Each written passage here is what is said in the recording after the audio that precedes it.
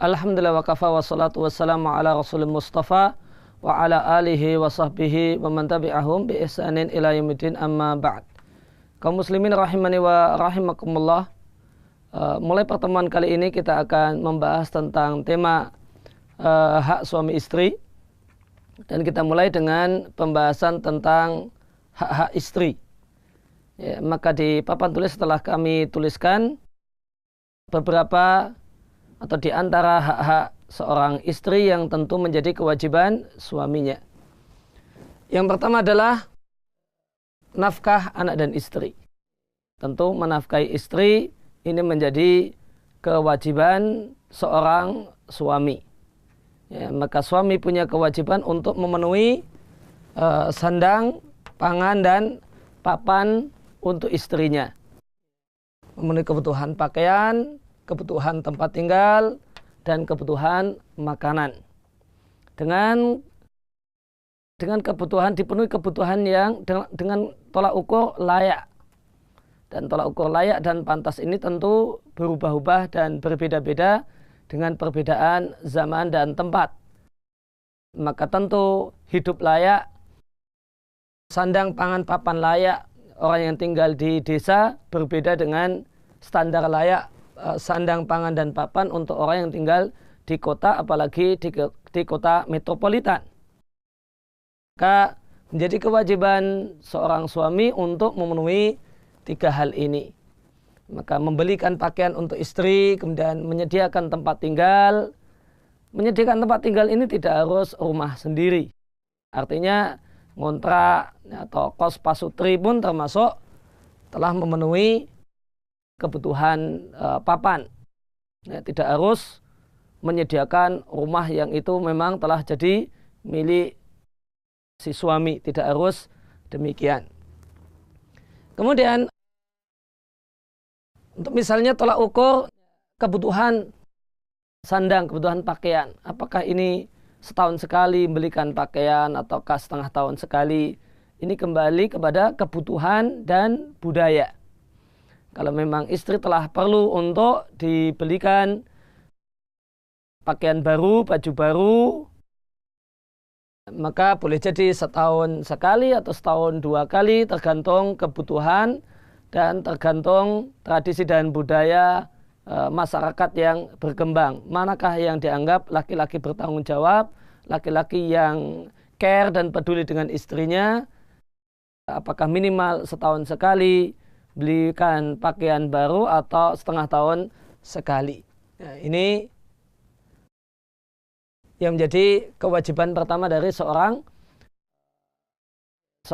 suami. Oleh karena itu, ketika istri bekerja dan diizinkan oleh suaminya untuk bekerja, satu hal yang patut untuk diperhatikan, bahasanya gaji istri itu adalah sepenuhnya milik istri. Ya, adapun kebutuhan rumah tangga, sandang, pangan, dan papan itu seluruhnya terbebankan kepada suami. Adapun gaji yang dimiliki oleh istri dari kerjanya, maka itu untuk 100% adalah miliknya, untuk tabungannya, untuk senang-senang dia. Maka seorang suami tidak boleh memaksa dan mengharuskan istri agar menyerahkan sebagian gajinya untuk memenuhi kebutuhan rumah tangga. Kebutuhan rumah tangga menjadi tanggung jawab dan ada di pundak seorang laki-laki yang bertanggung jawab. Kemudian kewajiban yang kedua adalah al-mu'asyarah bil ma'ruf, pergaulan yang baik. Seorang suami memiliki kewajiban untuk memperlakukan dengan baik istrinya. Bagaimanakah bentuk perlakuan yang baik dari seorang suami kepada istrinya? Ada beberapa poin contoh. Ini sekedar poin-poin contoh tentang bentuk perlakuan yang baik. Artinya ada hal-hal yang lain yang tidak tercakup di sini, dan itu termasuk perlakuan yang baik seorang suami pada istrinya. Yang pertama, bersikap lemah lembut kepada istrinya. Apalagi seorang perempuan adalah makhluk yang perasa. Tidak boleh bersikap, pada dasarnya tidak boleh bersikap kasar, yang itu menyakitkan hatinya. Kemudian berupaya untuk berwajah ceria di depan istri. Jangan ceria, selalu ceria ketika di kantor, di tempat kerja, Adapun bersama istrinya maka yang tersisa hanya cemberut, muka mengkerut dan semacam itu. Kemudian hati gembira ketika bersua dengan istri. Istri tidak kemudian jatahnya istri adalah ketika hatinya bete, hatinya susah. Nah, itu yang diberikan pada istri. Namun jika ada masalah di kantor dan semacam itu di tempat kerja, hendaknya itu menjadi permasalahan di tempat kerja, jangan dibawa ke rumah. Sehingga ketika di rumah, karena di kantor itu di tempat kerja lagi bete, lagi jengkel, maka hati yang jengkel tersebut dibawa ke rumah. Ini satu tindakan yang tidak tepat. Ya, urusan kantor biarkan di kantor. Ya, urusan rumah lain masalah. Kemudian bersabar dengan hal-hal yang tidak menyenangkan yang datang dari istri. Jadi ada seorang yang Allah berikan kepadanya keistimewaan dengan memiliki istri yang cerewet. Maka ingatlah sisi-sisi positif hal-hal unggul yang ada pada istri. Sehingga dengan itu kita bisa bersabar dengan gangguan istri. Namun jika yang diingat itu selalu diingat adalah cerewetnya istri, maka lama-lama tentu hilanglah kesabaran. Namun ketika punya istri yang cerewet, itu kemudian diingat-ingat, dia punya kelebihan masak yang enak.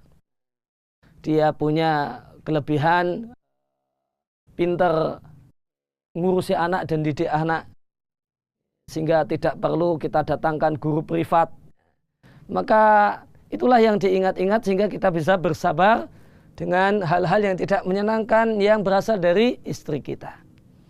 Kemudian diantaranya adalah mengalah ketika istri emosi, maka manajemen emosi yang baik di dalam sebuah rumah tangga adalah ketika istri itu lagi emosi, suami hendaknya dia tidak ikut terpancing emosi. Dia mengalah, boleh jadi bentuknya diam, didengarkan bagaimanakah perkataan-perkataan istrinya, ocehan istrinya yang sedang emosi. Dinikmati, diperhatikan, tidak perlu diladeni. Demikian juga sebaliknya, seorang istri yang baik ketika suaminya sedang emosi, hendaklah emosi suaminya tidak dia balas dengan emosi. Api jangan dibalas dengan api, jadilah api yang besar. Namun ketika istri sedang marah, ketika istri jadi api, hendaknya suami jadi air. Dan ketika suami itu lagi marah, maka hendaknya istri itu menjadi air. Tidak kemudian memperparah keadaan, marah dibalas dengan marah, emosi dibalas dengan emosi, tersinggung dibalas dengan tersinggung. Maka akan hancurlah rumah tangga tersebut.